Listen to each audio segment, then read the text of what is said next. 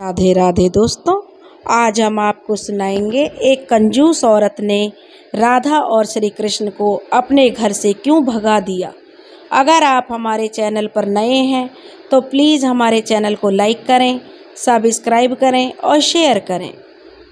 एक गांव में एक बिमला नाम की कंजूस औरत रहती थी। वह बहुत ही कंजूस थी। उसका पति नंदन और उसकी एक बेटी थी जिसका नाम खुशी था। बिमला का पति नंदन दूध बेचने का काम करता था। उसके 4 गाय पाल रखी थी जिनका दूध वह गांव में बेचकर आता था। एक दिन बिमला ने अपनी बेटी खुशी को बुलाया और कहा, बेटी, यह देख, मैंने एक मटकी में मक्खन निकाल कर रखा है। इसे लेकर गांव में चली जा और आवाज़ लगा लगा कर इसे बेच देना, पर याद रखना इसके पूरे पैसे मिलने चाहिए। किसी को मुफ्त में मक्खन मत खिला देना। खुशी सर पर मक्खन की मटकी रखकर गांव की तरफ चल दी। उसने आवाज़ लगाई, मक्खन ले लो, मक्खन ले लो। शाम तक उसका सारा माखन बिक गया। वह माखन बेचकर घर आ गई और सारे पैसे अपनी माँ बिमला को दे दिए। बिमला यह देखकर बहुत खुश हुई। अगले ही दिन बिमला ने फिर से खुशी को माखन की मटकी दी और वह गांव की ओर फिर चल दी।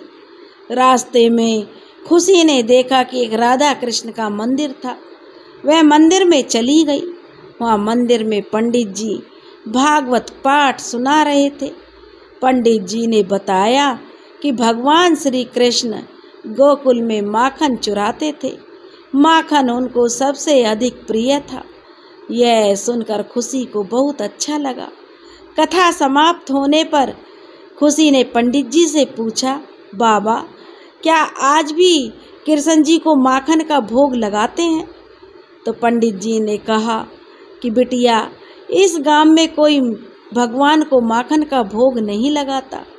यह सुनकर खुशी को अपनी मटकी में से माखन निकालकर पंडित जी को दे दिया और कहा, बाबा, आज से हर दिन कृष्ण जी को माखन का भोग लगा देना। मैं रोज माखन लेकर आया करूँगी। अगले दिन से खुशी गांव जाने से पहले मंदिर में जाती और पंडित जी को भोग लगाने के लिए माखन दे जाती थी। कुछ दिनों बाद एक दिन बिमला ने खुशी से पूछा, खुशी, तुम माखन तो पूरा बेच आती हो लेकिन पैसे कम लाती हो, क्या बात है? कहीं तुम पैसों को खा तो नहीं जाती हो रास्ते में? यह सुनकर खुशी डर गई। उसे पता था कि उसकी माँ बहुत कंजूस है।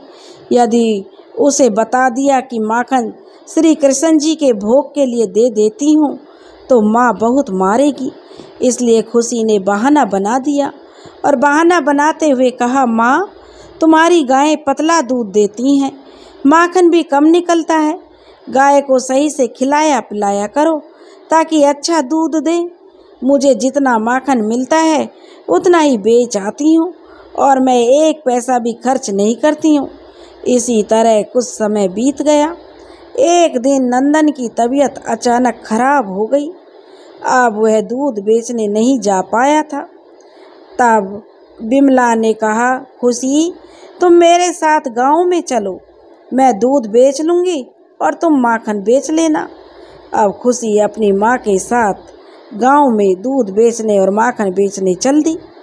दोनों माँ बेटी साथ साथ चल दी।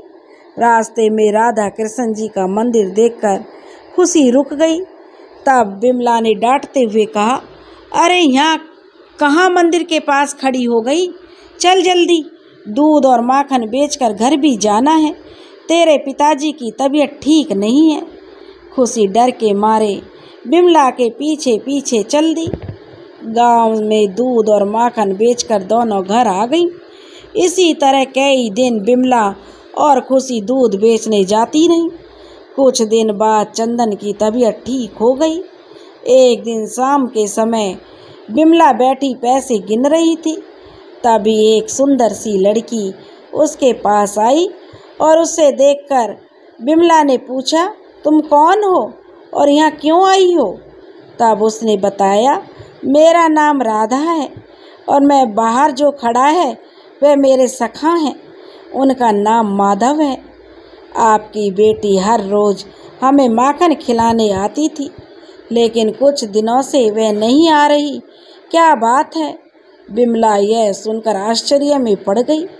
उसने बाहर आकर देखा तो वहाँ भी एक सुंदर सा युवक खड़ा मुस्कुरा रहा था। बिमला ने कहा, मेरी बेटी तो बाहर गई है, तुम दोनों कब से माखन ले रहे हो उससे? तब तक उस युवक ने कहा, अरे माँ जी, वह तो हमें खुद ही आकर माखन दे जाती थी, हम तो उस मंदिर में रहते हैं। तब बिमला ने कहा, वह तो ठीक है, लेकिन तुमने पूरे पैसे तो चुका दिए ना माखन के।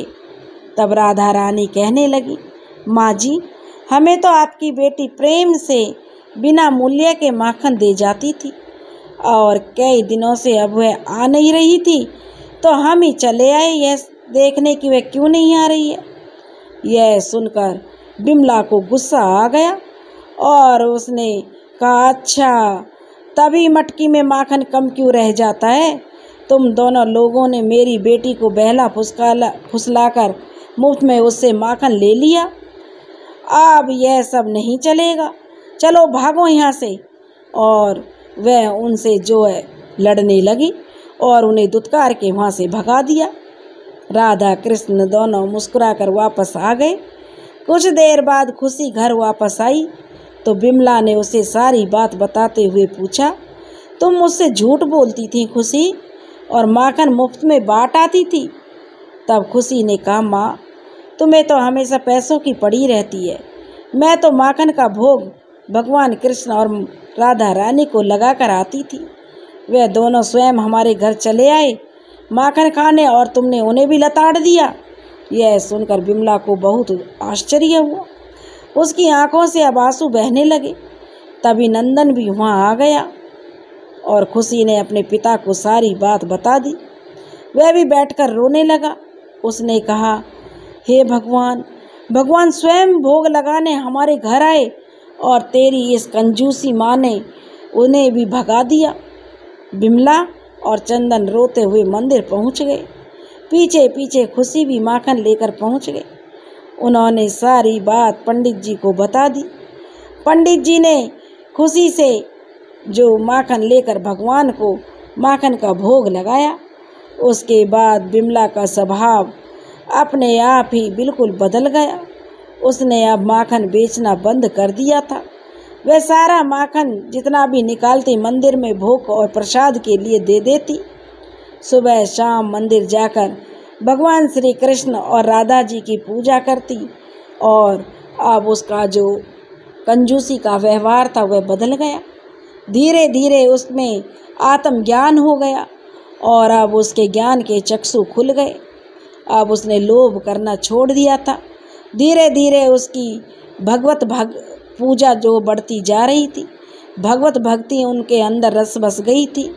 दोस्तों, जैसे भगवान उसके घर आए, ऐसे ही प्रभु सबके घर आना। जो यह कहानी कह रहे हैं और जो यह कहानी सुन रहे हैं, उनके घर जरूर आना, उनकी सभी मनोकामना पूरी करना। बोलो श्री कृष्ण भगवान की जय, बोलो राधा रानी की जय।